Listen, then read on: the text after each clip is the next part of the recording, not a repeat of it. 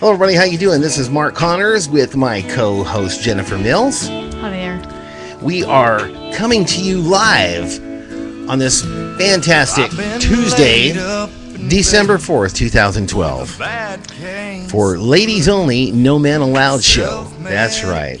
Tonight, we are really touching on some cool stuff. Jennifer has some stuff that we've been going over, but we are going to talk tonight about being in your husband's in the military, and he's overseas, and you've been alone for 2 years, and all of the things that happen that go on, the missing him and worrying about him. This man is out there risking his life out there for his country, fighting for our freedom, and you were there at home alone with the kids, the bills, the house, everything, just waiting for him and praying to God that you never get a phone call in the middle of the night that your husband or your son is not coming home. So that's what we're talking about tonight on Just for Ladies, No Men Allowed. Jen, what do you got over there for us? Well, I was reading some advice from a woman who was married to a military man, and what she thought she should offer to spouses, what they would need to know before they get married to a military. Before they get married? Well, things to think about and things to expectations. Okay, what you got? Well, one of the things that she says is to let go of romantic fantasies. You're not going to get the long letters from him when he's over there. He's going to be busy, focused on his mission. He's going to be gone for a long time, and your life is just going to carry on as usual. So. Wow. So is there like some kind of remarks in there or something, or what kind of advice are they given so far? Well, basically for that is just don't get stuck in hoping that it's going to be all, romantic and roses and letters and phone calls. You're going to be missing him. He's going to be gone for a long time, and he's probably not going to have time to write letters while he's that's right. You dodging might get bullets. I mean, you might get a letter once in a while, and that'll be great. A real high, in the time that you're missing him. But then there's going to be months and months of not hearing, not getting those letters. That must be insane. I can't imagine. Every day just sitting there waiting. What was that movie where they did that, where the ladies waited and waited and waited on the oh, I shouldn't ask you. Yeah. I was gonna say, ask me about movies. There's a movie out there where the ladies keep waiting on these letters that keep coming and coming and coming, and I just can't remember the name of the movie. But anyway, it must be pure living hell every day, every night, wondering what's going on. And you know what? You wouldn't even know that your spouse was even, deceased for maybe 4 days, even longer than and that. That's another thing I'm going to touch on next. What's that? Well, gossiping. The military wives, a lot of them are young and tend to gossip a lot. And she really advises against that, because not only, does it hurt your relations with the other wives, but it can pull the men into it too, and then they are worried about it. They're being pulled away from their focus on their mission. And one thing, this was really sad, a wife, her husband's death was leaked onto Facebook, and she didn't know about his decease yet. So she found about it basically on Facebook? Somebody texted her and said they read about it on Facebook. My God. So, that's just gossiping to the extreme. And I'm sure it wasn't intentional, but you just really have to watch it. That's incredible. You know what? That's what we're here for today, right now. We're talking to you ladies about this right now. Tuesday, December 4th, 2012. Now, the best thing to do, ladies, I think, is probably get some professional advice. From some, wouldn't you think so, Jen? Oh yeah. For them to see anything that what kind of smuck stuff is going on over the talking back and forth? Is it bad? What I don't understand. What about the gossiping? Yeah, the gossiping. What kind of gossiping can be going on between wives? Well, I'm sure that it's just talking about one wife or one person and putting them down, or saying, did you hear And the gossip doesn't just stay between the wives; it gets spread to the husbands. And oh, we saw Sergeant such and such's wife out at the bar with another major such and such. Yeah. That kind of stuff you're talking yeah, about. anything. Man, wow, that's pretty bad. So, what I would think that women in this position, you can let me know your opinion, Jennifer Mills. If you think that these ladies would seek professional advice on how to handle this stuff, or what to do, how to handle what kind of things come up, and how to deal with your spouse being gone for such a long time, not even knowing if they're even alive, for gosh sakes. Of course, yeah. I mean, there's being put into a situation that you've never been into before, and you have certain expectations, and all of a sudden it changes and he's gone and you don't know how to handle things. It helps to have support. In fact, that's one of the other advice that she mentioned was take advantage of resources. Look for support groups to help you. Look for people for advice. If you're having a baby, get into a group with other moms with babies, because that's a huge thing. Being on your own and having a baby, you need support. Yeah, and I understand that most of the time, usually when a guy leaves, he leaves with his woman either pregnant or having one or two children, young children too, starting their family, and he's going off to war. He's a soldier. That's his job. So let me ask you this, Jennifer Mills, do you believe, or what do you think the ratio is, or the percentages of wives that have a extramarital affair while their husbands are gone for 2-3 years? Oh, I have no idea about that. I think You'd be surprised. You'd be surprised how many, because I looked it up, how many women I would like to know have extramarital affairs while their husband is out to war. You'd be really surprised. And I'm going to bring that up and let you know here in a few minutes. But right now, what we're going to do, I think we're going to seek some professional advice for you ladies. And somebody that's very well versatile, very knowledgeable in this issue. The Mate Doctor. We've had the Mate Doctor on the show several times. And she also was married to a military officer, I believe, and for like 6 years, and spent the last 6 years of his life basically living this friggin' nightmare, which can turn out to be something beautiful, and we pray that it always does, but sometimes it doesn't. So right now, let's do this. Let's get Julie, the Mate Doctor, on the phone. Hold on here 1 second. Let's try this.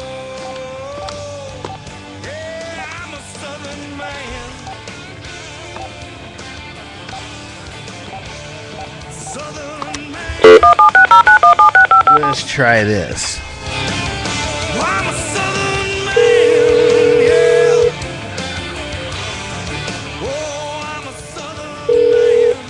Hello. Hello, Julie.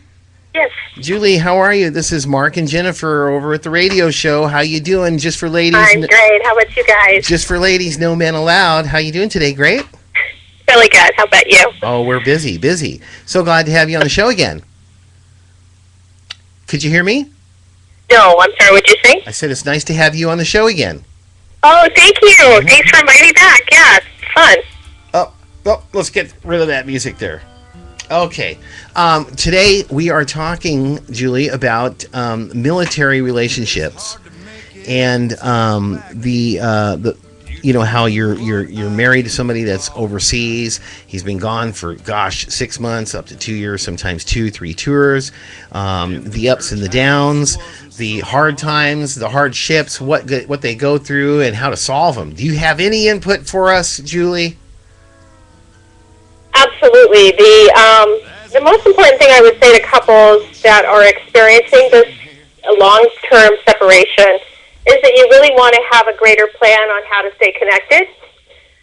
So if you can Skype, I think Skype is definitely a great tool. Email is helpful. Voicemails are important. A lot of military do have resources to where you do have a local line that you can call home. And then, of course, there's situations where that's not possible. But I would say that utilize those things as daily as possible. Set aside a time that you're going to connect with your loved one on a day-to-day basis if possible. Stay connected. allow yourself to not only emotionally, feel their presence, but also keep that physical component going as well, such as, again, email, Skyping, voicemail, phone connection, because, again, that allows us to reattach emotionally and to feel supported even in the absence of one another physically. Wow. You sound very knowledgeable on this. Why are you so knowledgeable? Did that many months, actually. My husband was overseas and out of the country a lot of times, 4 months at a time. Really? And what armed service did he serve? Navy, okay. So, wow, out at sea. Out to sea, that's right. My goodness. Okay, and so what did you go through while he was gone? It's a big adjustment. For me, this is a second marriage for me, and I was used to being with somebody on a pretty much routinely daily basis where they go to work and come home. So when you shift into a relationship that doesn't offer that, those kind of parameters, which we would consider more normal, then you definitely have to use a different strategy. And it's a big adjustment. So I think, it can be negotiated on a per relationship basis, but what I would most encourage is that you get a daily agreement that you're going to be in contact and communication to where you're always feeling supported. Wow. And Jen had a couple of things that she was touching on, and there were some stories and some. I guess there's been some backlash between even some of the ladies, here in the States. They kind of team up and talk about each other on the internet and all that kind of stuff. It must be really, really super hard on the ladies. And then there's also men, isn't there? Isn't there men that have spouses in overseas and stuff like that too? Exactly right. Yeah. I think if you have an issue with naturally being possessive or jealous, this adds an additional layer or component to this that definitely has to get worked through and agreed to. Mm-hmm. So one of the most important things to do when dealing with either jealousy or possessive natures is that you want to have, a measuring tool, if you will, that keeps reassuring the relationship has value, it's significant and important, and that it is being focused upon. Mm-hmm. What's that tool? What you said, a significant tool? Again, this gets more into an individual basis, but for example,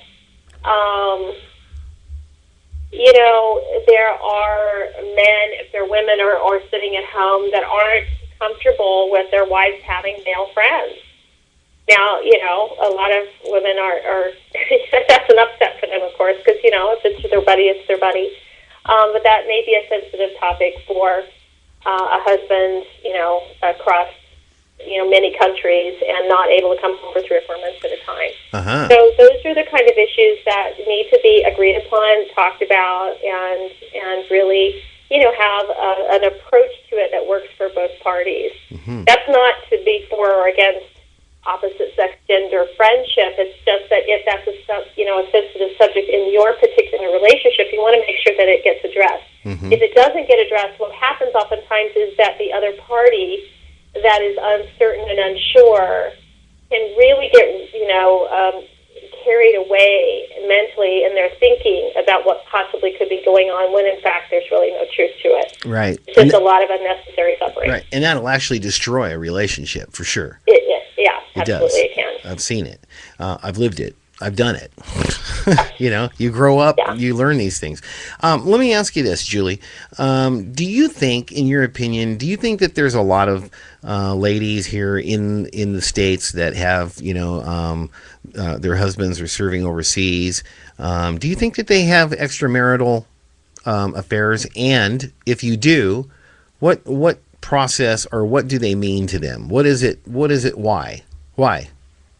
Well, I think it's common, unfortunately. I think we find it common, and I would say the number one reason for that is that after a period of time of your loved one being in absence of you in a physical sense, if there's not a lot of effort made in order to keep that emotional component in place, eventually a woman feels like she needs attention.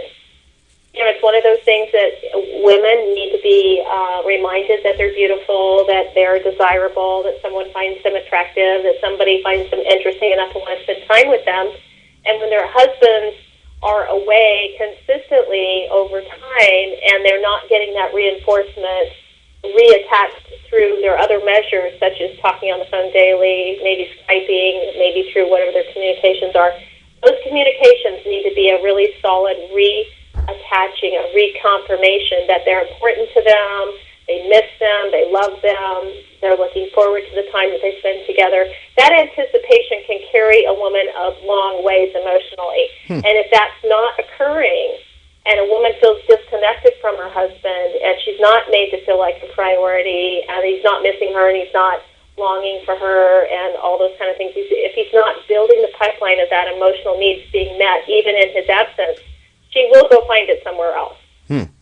What do you think, Jen? You think that's true? Well, it makes sense. That I could see that that's what women would be looking for if they're not getting that feedback from their husbands. Julie, what about the physical sense, though, of the sex? That's where we want to find out. We know that women are emotional, but what happens is from what I'm learning from tackling this issue a little bit is that it's not only the emotional satisfaction that is satisfied.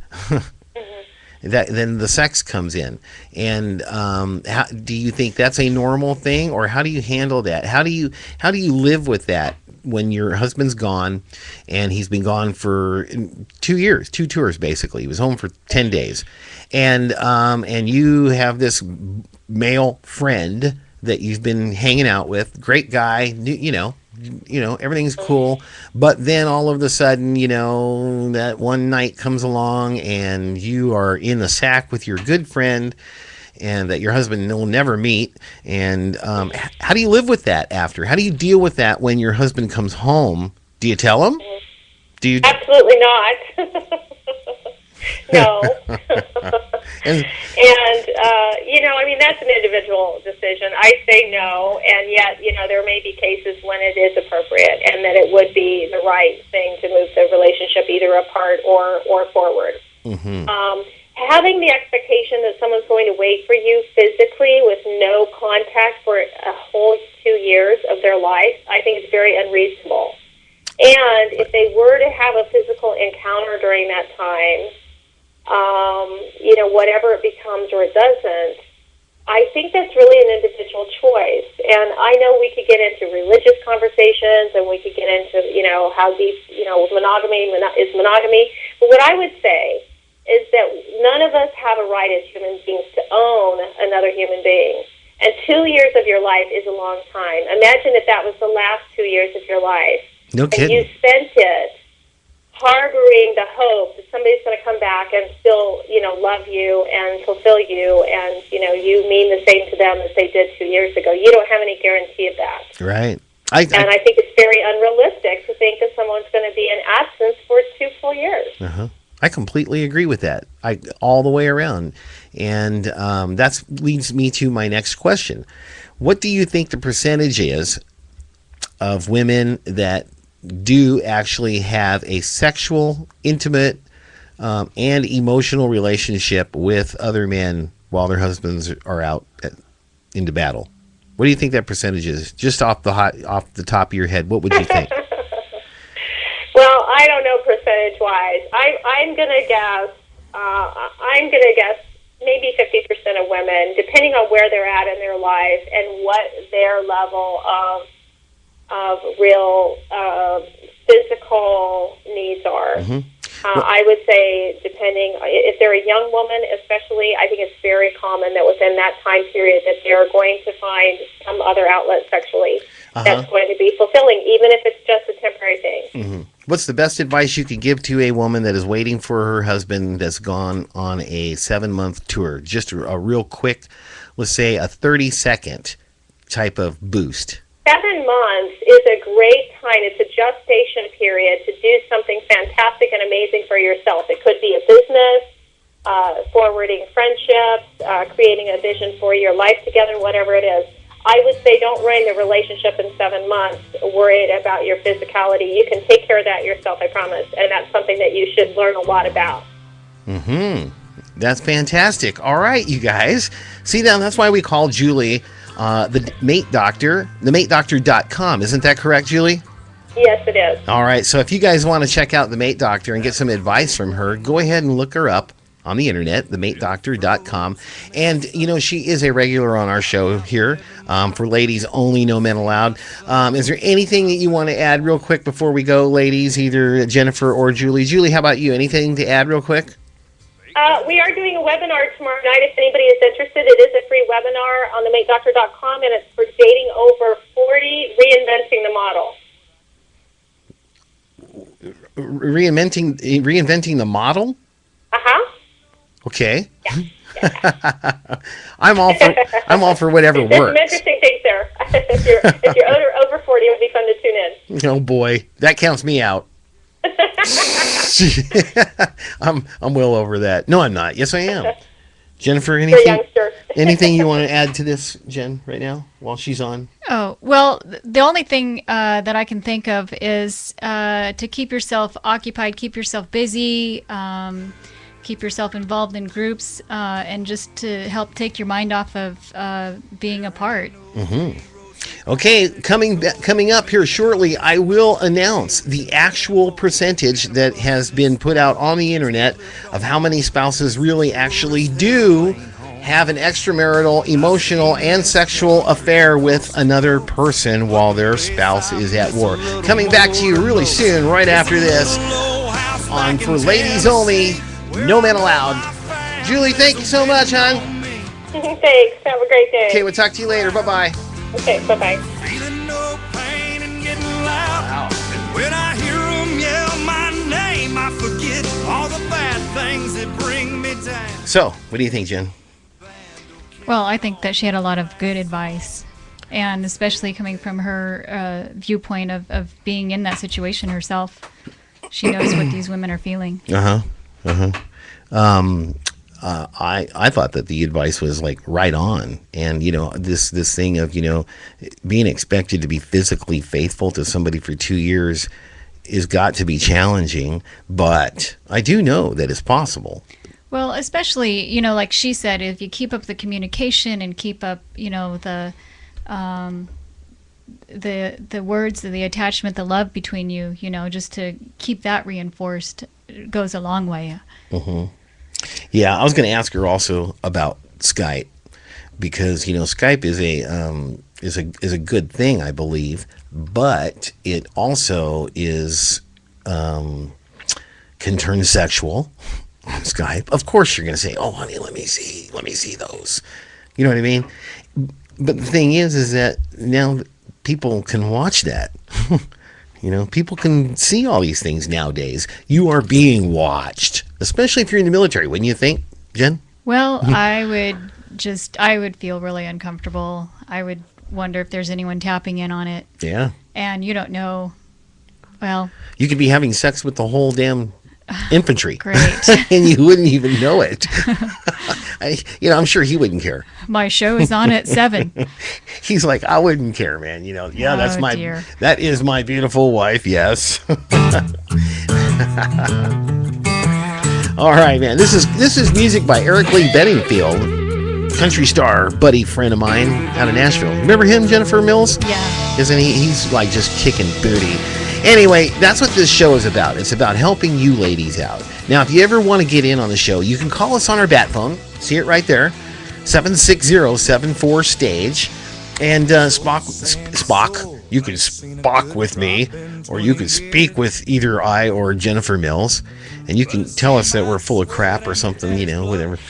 Jennifer's full of crap a lot of the time. Well, I do my best. Okay. So anyway, now real quick, there's a couple things on there. Is there anything else on there that you wanted to share with these ladies? Oh, well, there was a couple other things. Well, one of the things was to keep busy, be involved, like I said, and learn to be independent, because you're going to be taking care of everything on your own while he's gone. The house, the bills, repairs. and also just not having his companionship and support there. So being independent is a big thing. How does a woman go and find emotional? How did she put it? How did Julie, the mate doctor, put it? How does a woman go and get this kind of stimulation in her life without being with another man? Well, I mean, I think it's a choice that you make, and you have to be very She could be with another disciplined. woman. Yes. Well, wait. What do you mean? Well, see, now stop that. I'd rather come home and find out that my wife slept with a woman than another man. Wonderful. Be honest with you. Wonderful. To be honest with you, come on. I'd say, wait a minute. Was she pretty? First of all, she didn't give you anything. Second of all,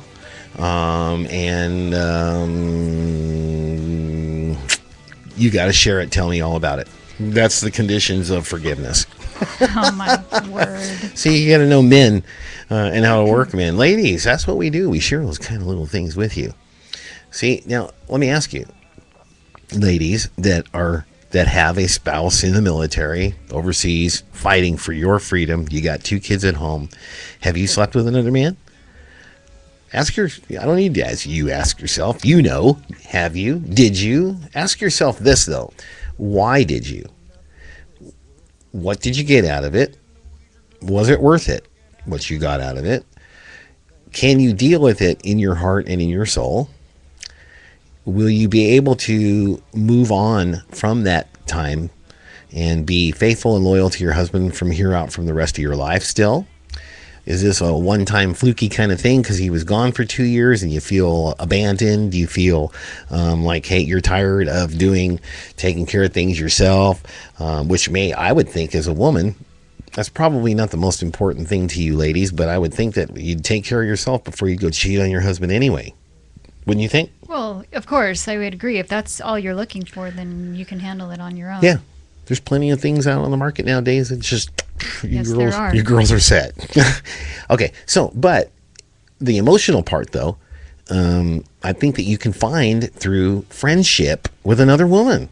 Mm-hmm. Can't you? Women are very emotional together also. Right. I agree. I mean, that's get into a group where there's people in your similar situation, whether it's a hobby that you're interested in, or a mother support group, or just to get. I mean, because women need that emotional support, and of course they can get it from other women. I know, because I asked a friend of mine one time. She wasn't bisexual. She wasn't gay. She had a girlfriend that she told me. She said, if I had a choice to fall in love with somebody, it'd be her. I was like, wow, okay. But I guess that women, literally, this is why I'm just guessing here, I don't know, why I would think that bisexual women or even gay women probably get a lot out of other women that you wouldn't get out of men, because of the fact that they understand each other and they understand what each other needs emotionally. I would guess that that's, a plus. And if I was, like I said, if I was overseas and I came home and found out that my wife had an affair with a woman, it really would be a lot easier. Trust me, I'm telling you, ladies, a lot easier for the man to forgive her than it would be to find out that she slept with another man, when all of these toys are available for women. See? Okay, well, wouldn't that raise a question in his mind, though, that if she was willing to surpass the toys and go to another person, even if it was a woman, she could easily go with a man? Wouldn't that raise any questions of trust? It has to do, trust, yes, but it's a lot easier. Like I said, it's going to be a lot easier for a man to forgive his wife for sleeping with another woman than it would be with a man. If you guys don't believe that, call us right now at 760-74-STAGE on that bat phone, and you tell us what you think. All right, Jen, well, I think we're going to call it a day here, man. It was kind of cool little thing. Lots of good advice. Yeah. For ladies only, no men allowed. And one other thing is, I mean, this No. What? Yes, No way. What? Just Jen speaking here. Okay, what? Well, this advice, not only can apply towards military wives, but any people in any couple in a relationship where they're apart for truck driver, exactly. soldier. Well, yeah, you're right. All kinds of jobs. Sales reps. Just sales reps alone. Anyone who has to travel. Yeah. I mean, can you imagine, yeah. So it can go all different ways. I think that's a great point right there. All right, you guys, thank you for joining us. This is Mark Connors and Jennifer Mills. right here on For Ladies Only, No Men Allowed. Did you hear that, man? No Men Allowed. And that's why you're over here tuning in, because you do anything to just know what we're talking about on this. That's okay, guys. You guys take care. This is Mark Connors and Jennifer Mills. We'll talk to you guys a little later on. See ya.